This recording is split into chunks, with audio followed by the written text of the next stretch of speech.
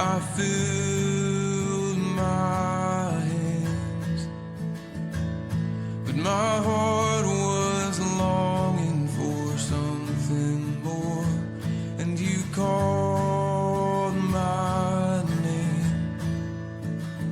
said you knew. ¿Cómo están? Buenas noches, bienvenidos a este lugar. Y bueno, vamos a continuar con el tema que el pastor nos está compartiendo, nos está dirigiendo. Estamos hablando acerca de la iglesia verdadera, de las iglesias también que no son verdaderas y las razones por las cuales se toma en cuenta el hecho de que ciertas iglesias no son iglesias correctamente bien alineadas con la palabra de Dios. El pastor ha estado hablando en varias ocasiones sobre estos temas, ya tenemos algunos miércoles, y hoy vamos a, confío en mí, el pastor confía en mí para compartir este tema. El pastor ahorita no se encuentra aquí en la ciudad y está trabajando ahorita en esta semana en otro lugar. Pero bueno, quiero pedirle, por favor, que nos concentremos en este tema porque es interesante. Repito, este tema de la razón por la cual las iglesias no son realmente iglesias sanas, no son realmente iglesias que Dios ha usado o bendecido. En esta ocasión me toca hablar acerca, y de ejemplo más bien, de la iglesia de Laodicea. La iglesia de Laodicea es una iglesia que se habla en Apocalipsis, y esa iglesia fue fundada por Antíoco II en el año 261 al 245 antes de Cristo en Asia Menor. Era una iglesia muy importante en el sentido de que no se tiene vestigio, no se tiene idea de que sufriera algún tipo de persecución, de que batallara de alguna manera. Incluso estaba ubicada en un lugar en donde la cultura del lugar era una cultura muy pudiente económicamente hablando, era una cultura fuerte y esa ciudad era así. Entonces, la iglesia de Laodicea se refiere a Apocalipsis, como les decía, no sufría persecución ni había registro de que tuviera herejías. Su problema era el orgullo y la ignorancia. Es interesante esto, hermanos, provocados por la autosuficiencia y la autocomplacencia. Por esta razón recibió la condena más severa de todas las cartas de Apocalipsis. Les voy a pedir, por favor, que me acompañen en Apocalipsis 1:5, por favor. Apocalipsis 1:5. Voy a leer desde el 4, si ustedes gustan seguirme con su vista, y voy a leer hasta el versículo 5, el 4 y el 5 dice: Juan, a las 7 iglesias que están en Asia, gracia y paz a vosotros del que es, y que era, y que ha de venir, y de los 7 espíritus que están delante de su trono, y de Jesucristo, el testigo fiel, el primogénito de los muertos, y el soberano de los reyes de la tierra. En este capítulo, en este pasaje que estamos leyendo, en esta carta concretamente se presenta a Jesucristo como testigo fiel y testigo verdadero, y en ella declara la infidelidad de los cristianos de esta iglesia. Quiero recordar esto: estamos viendo, conforme a lo que hemos estado aprendiendo con el pastor, de qué iglesias, o las razones más bien por las cuales las iglesias se han desviado y se han formado tantas denominaciones, tantos tipos de iglesias, porque la realidad es que cuando el Señor Jesucristo vino a la tierra estableció una iglesia, habían muchas iglesias locales como las hay actualmente, pero con el tiempo se fueron desviando, se fueron pervirtiendo, algunas de ellas ya no existieron. Después de cierto tiempo ya no existieron, pero algunas de las que continuaron se desviaron, hicieron cosas que no estaban conforme a lo que vemos en la palabra de Dios que se espera de nosotros. Y quiero recordar esta parte. Dice: la iglesia de Laodicea, a la que Juan se refiere en Apocalipsis que acabamos de leer, no sufría ni persecución, hermanos, ni a registro de que hubiera herejías. Su problema era el orgullo y la ignorancia, provocado por la autosuficiencia que ellos tenían de sí mismos. Por esta razón recibió, como le decía, la condena más severa. Hermanos, en Apocalipsis vemos, las cartas que fueron enviadas, lo que el Señor Jesucristo especificó: estoy de acuerdo con esto, pero no en esto, te equivocaste en esto. Y una de las cartas que veíamos acerca de perder el primer amor y todas muchas cosas, incluso lo vimos en la clase nosotros el domingo antepasado. Dice, encontramos que en esta iglesia no hay una carta, en esta carta no hay una palabra de alabanza. El Señor les dice: yo conozco tus obras, que no eres frío ni caliente. La desviación de los creyentes de la Odisea tiene que ver con la tibieza de espíritu, y aquí es donde se centra todo, ¿sí? En el caso de esta iglesia, como referencia, ellos eran tibios, de espíritu. Dice aquí, yo conozco tus obras, que no eres frío ni caliente. Acompáñeme a Mateo 7:6, hermano, por favor. Mateo 7:6, hablando de este tema. Mateo 7:16, un poquito más adelante. Mateo 7:16. Y hablando de esto, dice que la desviación de la Odisea tiene que ver, decía yo, con la tibieza espiritual que se reflejaba en sus frutos. Este pasaje dice, por sus frutos los conoceréis. ¿Acaso se recogen uvas de los espinos o higos de los abrojos? Aquí hemos hablado varias veces, incluso también en la escuela dominical, yo creo que ustedes también, los que han estado en otras clases, hemos hablado claramente de que no podemos engañar a Dios. ¿Sí? Nosotros podemos decir y mencionar que somos cristianos, mencionar que tenemos una vida que al Señor le agrada, pero cuando nuestras obras manifiestan lo que hacemos, es realmente lo que somos. Decía alguien por ahí que nuestras obras gritan más de todo lo que nosotros pudiéramos decir. Y eso es muy cierto. Ellos no eran ni fríos ni calientes, ni se amaban ni se odiaban tampoco. No se apasionaban por nada, ni por lo bueno, ni por lo malo. Hermanos, ellos eran creyentes, pero no eran convertidos. Esta es una palabra muy, muy, muy fuerte. La tibieza, hermanos, es algo que el Señor no tolera. Y eso tenemos que guardarlo en nuestras mentes y en nuestros corazones. La tibieza es algo que el Señor no tolera. Y eso es la indiferencia por las cuestiones espirituales. No se preocuparon por una enseñanza bíblica profunda.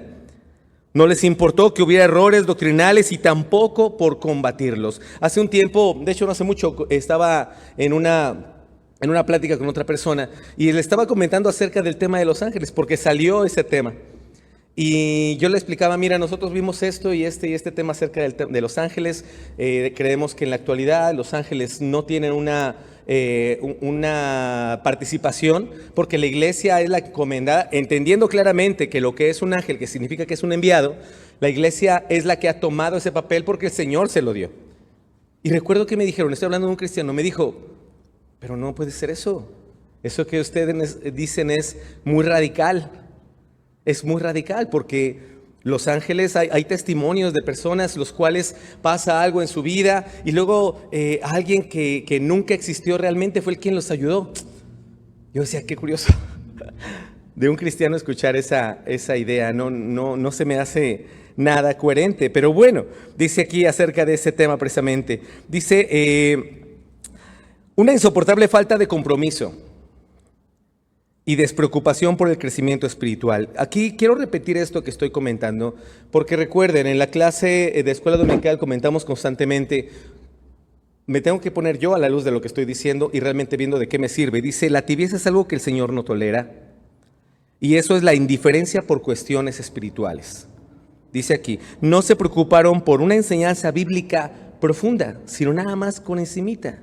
Vive bien, ama a las personas, respétalos, trata bien a la sociedad, que te veas bien. ¿Sí? Había una insoportable falta de compromiso, les decía yo, frente a un mundo donde no hay un sabor. Dice la palabra que nosotros tenemos que ser sal de la tierra. Estamos en un mundo en el cual no hay sabor, no hay algo que le dé sabor a esta vida en el caso del mundo. Los efectos que el creyente puede tener en este mundo cuando es sal del mundo son muy diferentes.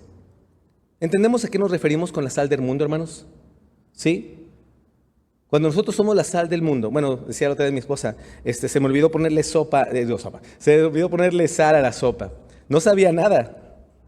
O sea, se veía exactamente igual que como siempre la hace. Pero la diferencia es que esa sal le daba toda la diferencia del sabor. Y es hermoso este ejemplo que el Señor usa, porque realmente podemos vernos como queramos, pero nuestras vidas, nuestras palabras, nuestras acciones son las que reflejan que tenemos o no tenemos a Cristo, que somos llevados o no somos llevados por su palabra. Ellos dejaron de tener una relación con Dios, hermanos, por considerar lo material y la riqueza por sobre Dios. Ahora recordemos, el Señor no está en desacuerdo que usted tenga dinero, que usted tenga un buen carro, que tenga bien su casa. En eso no está en desacuerdo el Señor. Lo que está en desacuerdo es que eso tome el primer lugar en tu vida y que en eso se refleje todo tu esfuerzo. Que digan, Estoy trabajando porque quiero una casa así de grande. Y ya cuando la tienen, dicen, oh, ya estoy bien. Pero siempre hay más y más y más y más. Dice aquí, eran arrogantes y se creían dignos de envidiar. Estaban ciegos y sordos. Dejaron la comunión con Dios, es decir, el orar, el leer la Biblia y el compartir el Evangelio por las cosas vanas que el mundo ofrecía.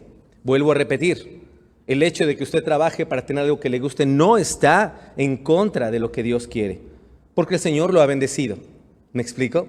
Sin embargo, cuando algo toma el lugar del Señor, que el decir yo deseo esto, deseo el otro, repito, pero que nada le quite, o perdón, que eso le quite el sueño, ahí tenemos un problema.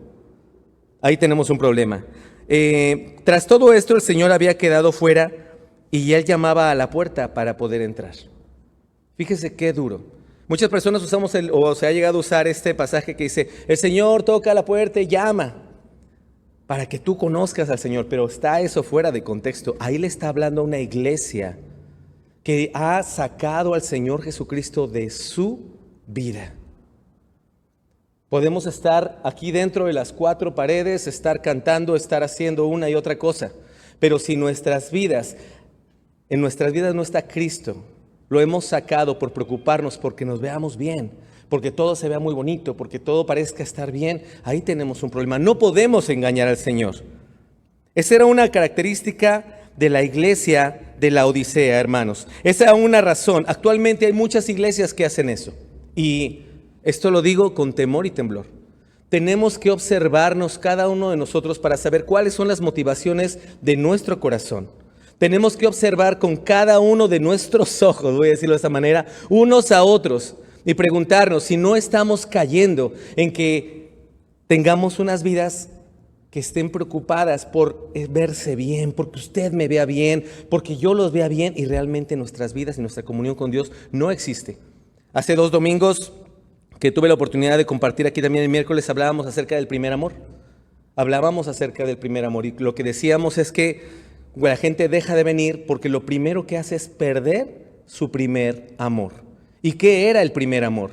Era el momento o era el tiempo de nuestra vida en que acabamos de conocer al Señor y que dijimos, Señor, mi vida es tuya. El Señor lo llenaba todo. Mis ojos no podían ver nada más que la misericordia y la gracia y el amor de Dios.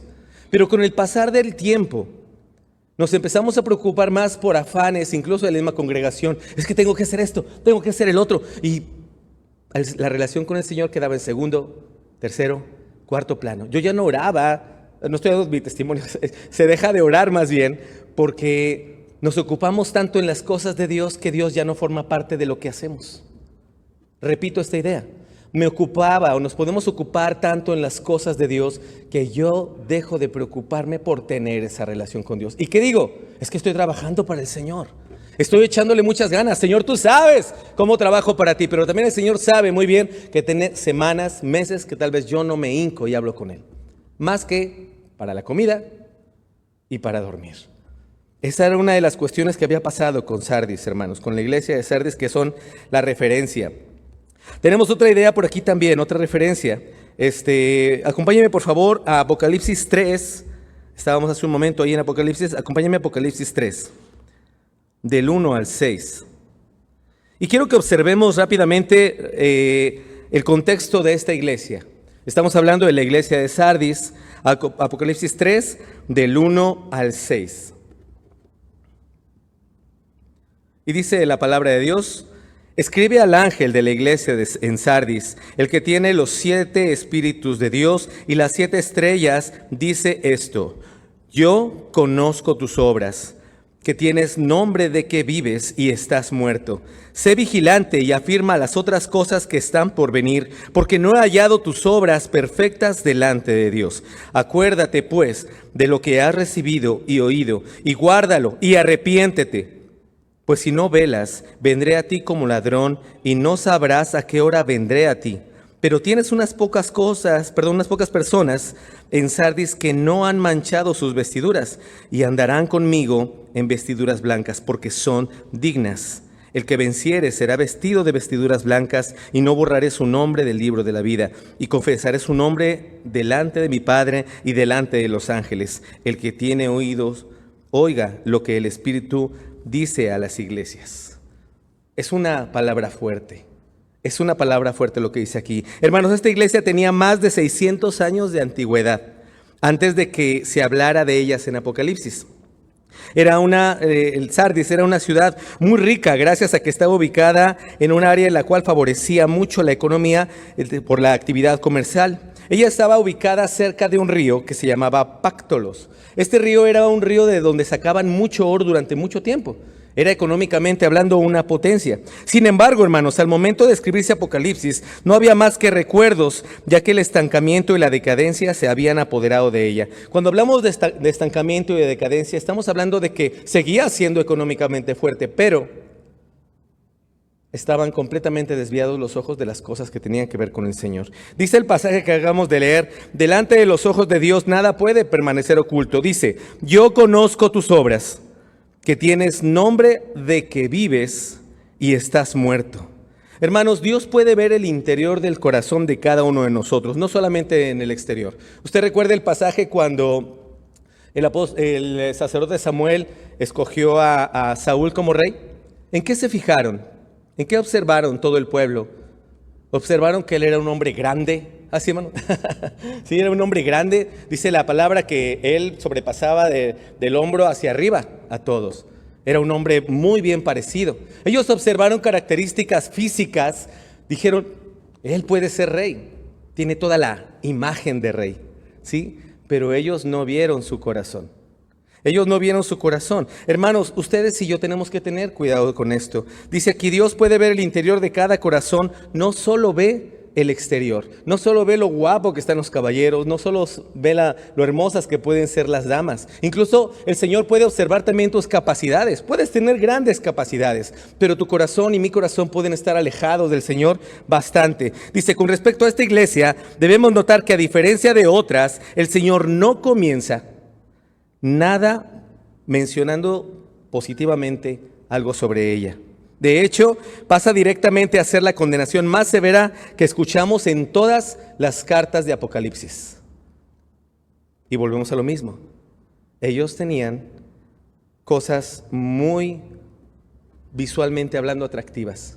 Dice aquí, esto es lo que dice el Señor. Y fíjese, quiero que piensen en esta frase. Tienes nombre de que vives, pero estás muerta. Otra de las cosas, ellos anhelaban las cosas de la ciudad. O sea, la iglesia de Sardis anhelaba las cosas que anhelaba la ciudad, que anhelaban aquellas personas que no tenían a Cristo. La parte económica, veían, oh, mira qué hermosa casa, mira cómo tiene las cosas, mira sus caballos en aquel entonces. Vivían también de recuerdos del pasado, porque como les digo, económicamente antes habían sido más fuertes. Es probable que incluso la iglesia tuviera una buena reputación con el pueblo, pero eso a Dios no le importaba. Se cree que la congregación tenía cultos ordenados, con buena asistencia, incluso con buena música, un programa atractivo e incluso los líderes ocupaban posiciones prominentes en la cuestión social. Pero todo esto no servía de nada, hermanos. No servía de nada porque faltaba lo más importante, una vida espiritual. Estamos viendo otro ejemplo. En el primer ejemplo que estábamos hablando, veíamos que todas las personas las que se congregaban ahí sí tenían unas vidas físicamente o socialmente o visualmente hablando atractivas con respecto a Dios, ¿verdad? Pero su corazón estaba lejos de él. Aquí tenemos el mismo caso. Fíjese qué fuerte. Los miembros de esta congregación podrían haber sido llamados cristianos nominales. Un cristiano nominal es aquel que dice solamente que tiene su religión, que dice, yo soy cristiano, yo soy bautista. Sí, ellos tenían esa parte de cristianos nominales. Pudieron haber sido creyentes fieles, pero esa no era no era la única forma en que ellos tenían que acercarse al Señor, no nada más siendo fieles en lo visual. Sí, quizá por eso la iglesia de Sardis, más bien quizá por eso, o quizá la iglesia de Sardis no tuvo ninguna persecución como las otras iglesias que encontramos en Apocalipsis. Sí, ellos no sufrían de persecución. Podríamos pensar también que se habían acomodado al mundo y no tenían que pagar ningún precio por su fe. Y yo le quiero preguntar, hermano, ¿usted ha pagado algún precio por su fe? Precio, cuando me refiero a precio, me estoy refiriendo a que usted ha tenido que soportar burlas. Usted ha tenido que soportar que la gente diga, pues es que el hermanito, no sé qué más cosas pueden decir. ¿Sí? El hecho de su fe en algunos lugares puede costarle incluso la vida. Estábamos hablando en la escuela bíblica hace unos días acerca de que en el Apocalipsis aquellas personas que dijeran que creían en el Señor Jesucristo les costaría la vida. En este momento estamos en el tiempo de la gracia y no nos cuesta la vida. Sin embargo, sí puede costarnos el hecho de que alguien se burle de nosotros. Y estas son características de esa iglesia, de una iglesia con síntomas de una iglesia que está a punto de morir. Dice, estaban satisfechos por los logros del pasado y descansaban en ellos. Las grandes glorias que se pudieron haber vivido en aquella iglesia. Estaban más preocupados en la forma de hacer las cosas que por su vida espiritual. Estaban más ocupados en solucionar problemas sociales que en atender las necesidades espirituales por medio de la predicación del evangelio. Estaban más atentos a los hombres a lo que los hombres pensaran sobre ellos que realmente en lo que Dios pensaba de ellos. Hacían más énfasis en la denominación que en la palabra de Dios. Perdieron la convicción de que cada palabra de la Biblia es la palabra de Dios. Hermanos, es tiempo de que nosotros vayamos evaluando también lo que como miembros hacemos en esta congregación. El Señor espera que tú y yo seamos cristianos fieles, pero no nada más de asistencia, sino de acción. El hecho de que de que prediquemos la palabra, el hecho de que nosotros vivamos vidas que al Señor le agradan. Ese tema es importante. Por último, déjenme hablar acerca de la iglesia de Filadelfia. La iglesia de Filadelfia es una iglesia muy diferente a todas. La iglesia de Filadelfia, Filadelfia significa el que ama a su hermano. Esta iglesia de Filadelfia fue fundada en el año 189 a.C. Y el Señor Jesucristo dice algo de ella. Acompáñenme, por favor, voy a ir a Apocalipsis 3, donde estábamos. Apocalipsis 3, del 7 al 13. Si lo tiene, por favor. Apocalipsis 3, del 7 al 9. Y veamos rápidamente las características acerca de esta iglesia. Dice la palabra de Dios. Escribe al ángel de la iglesia de Filadelfia. Esto dice el santo, el verdadero, el que tiene la llave de David, el que abre y ninguno cierra, y cierra y ninguno abre. Yo conozco tus obras. He aquí he puesto delante de ti una puerta abierta, la cual nadie puede cerrar, porque aunque tienes poca fuerza, has guardado mi palabra y no has negado mi nombre. He aquí, yo entrego de las sinagogas de Satanás a los que se dicen ser judíos y no lo son, sino que mienten. He aquí, yo haré que vengan y se postren a tus pies y reconozcan que yo te he amado. Por cuanto has guardado la palabra de mi paciencia, yo también te guardaré de la hora de la prueba que ha de venir sobre el mundo entero, para probar a los que moran sobre la tierra. He aquí, yo vengo pronto. Retén lo que tienes, para que ninguno tome tu corona. El que venciere, yo lo haré columna en el templo de mi Dios. Y nunca más saldrá de ahí. Y escribiré sobre él el nombre de mi Dios y el nombre de la ciudad de mi Dios, la nueva Jerusalén, la cual desciende del cielo de mi Dios, y mi nombre nuevo. El que tiene oído, oiga lo que el Espíritu dice a las iglesias. Hermanos, esta es la única iglesia a la que el Señor Jesucristo alaba y reconoce. ¿Sí? Dice el pasaje en el número 8, dice: yo conozco tus obras. He aquí he puesto delante de ti una puerta abierta, la cual nadie puede cerrar, porque aunque tienes poca fuerza, sí, tienes poca fuerza. Ay, se me perdió el pasaje.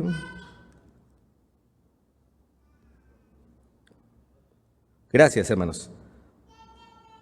Sí, has guardado mi palabra y no has negado mi nombre. El ejemplo de esta iglesia que tenemos es de una iglesia fiel. Es de una iglesia la cual, que a pesar de las circunstancias, ella ha permanecido fiel. Ahora, aquí hay algo interesante. En esta época habían por ahí algunos judíos que trataban de hacer que se enseñaran cosas que no eran correctas. Pero dice la palabra de Dios aquí que esa iglesia se guardó. Esa iglesia respetó al Señor en el sentido de lo que su palabra decía.